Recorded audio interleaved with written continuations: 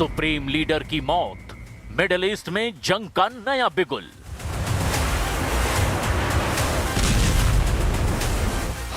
सदमे में शिया मुस्लिम world, America और इजराइल के खिलाफ जिहाद।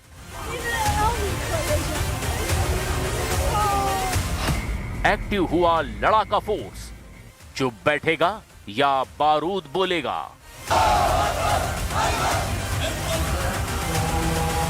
मध्य पूर्व की सियासत में एक ऐसा धमाका हुआ है जिसकी गूंज सरहदों से बहुत आगे तक सुनाई दे रही है। अली खामनेई की मौत के बाद शिया दुनिया में मातम है और उबाल भी।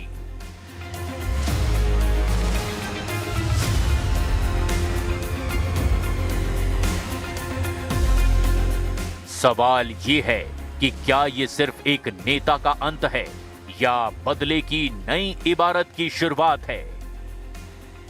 و اومدم اینجا که اینو هم به حکومت خودم نشون بدم هم به نیروهای قویمون نشون بدم که من پا به پاشون هستم و مردم حضور خودمون رو اعلام کنیم. الان دقیقاً موقعیت ما رو میدونن، همونجوری که رهبرمون وسط جنگ موقعیتش رو میدونستن، موقعیت ما رو هم میدونن.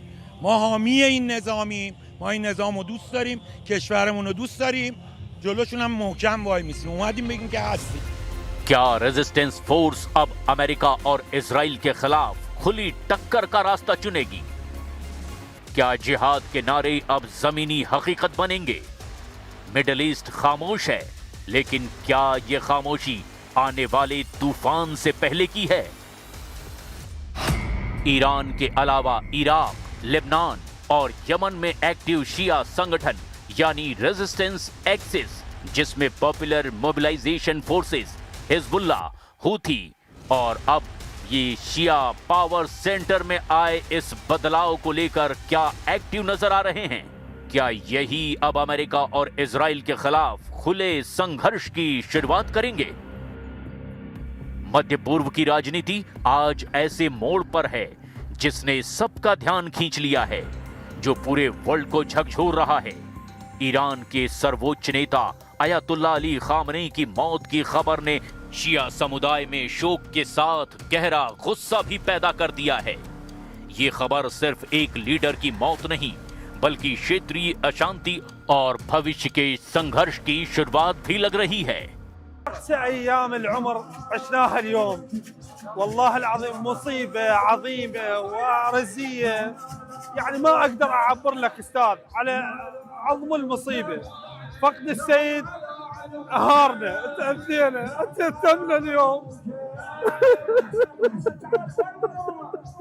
نحن اليوم كشيعة أيتام لا حول ولا قوة إلا بالله العلي العظيم، وسيعلم الذين ظلموا أي منقلب ينقلبون والعاقبة للمتقين.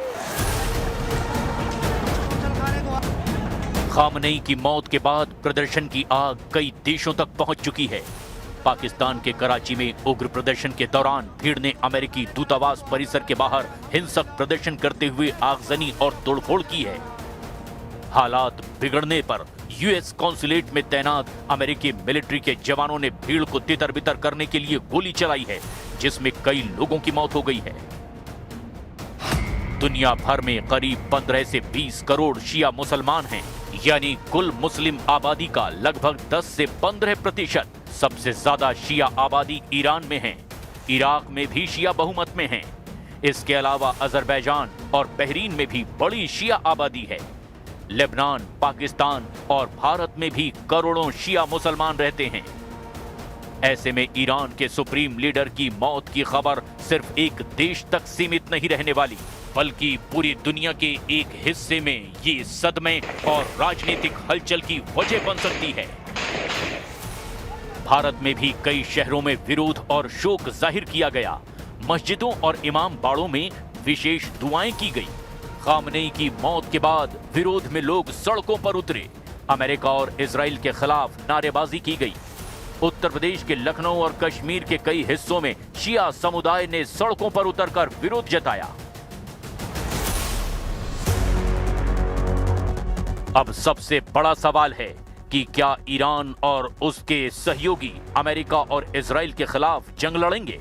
क्या रेजिस्टेंस फ्रंट सीधे अमेरिका और इजराइल के खिलाफ खुले संघर्ष में उतरेगा?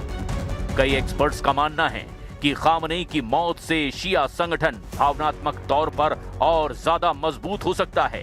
ये सिर्फ खबर का असर नहीं बल्कि भविष्य की जंग की दिशा भी बदल सकता है। Israel stands before you today having acted with the United States to confront and stop an existential threat before it became irreversible. The operation targets nuclear infrastructure, ballistic missile sites, the machinery of repression that fuels terror across our region. अब Iran के पास सीधी जंग ही एकमात्र विकल्प नहीं। Lebanon में Hezbollah, Iraq में Hashd अल शाबी और Yemen में हूथी ये मोर्चे दबाव बढ़ा सकते हैं। समुद्री रास्तों पर तनाव और साइबर वार की संभावना भी बन सकती है। ईरान हमेशा अपने नेटवर्क के जरिए प्रॉक्सी वॉर एक्टिव। और इस बीच आपको बताते हैं, युद्ध के बीच कई देशों में भारतीय स्टूडेंट जो है, इंडियन स्टूडेंट्स फंस गए हैं। भारत सरकार से मदद की, हेल्प की गुहार इन स्टूडेंट्स ने लगाई है। न सिर्फ दुबई बल्कि अलग अलग हिस्सों में जहां जहां युद्ध के हालात बने हुए हैं, और भारत सरकार की तरफ से भी कहा गया है कि हर संभव मदद जो है वो दी जाएगी। फॉरेन मिनिस्टर की तरफ से भी कहा गया है कि ये जो घटनाक्रम बना है इस पर देश की नज़र है। कई सारे भारतीय स्टूडेंट्स जो हैं उन्होंने इंडियन गवर्नमेंट से मदद की, हेल्प की गुहार लगाई कि कैसे तैसे उन्हें भारत वापस लाया जाए। और भारतीय दूतावास ने भी हर किसी को हर संभव मदद देने का भरोसा भी दिलाया। लगातार हालात पर विदेश मंत्री यानी एक्सटर्नल अफेयर्स मिनिस्टर जो हैं वो नजर बनाए हुए हैं। और जैसा आपको मालूम है कि इस बीच कई सारे भारतीय स्टूडेंट्स अलग अलग जगह फंसे हुए हैं।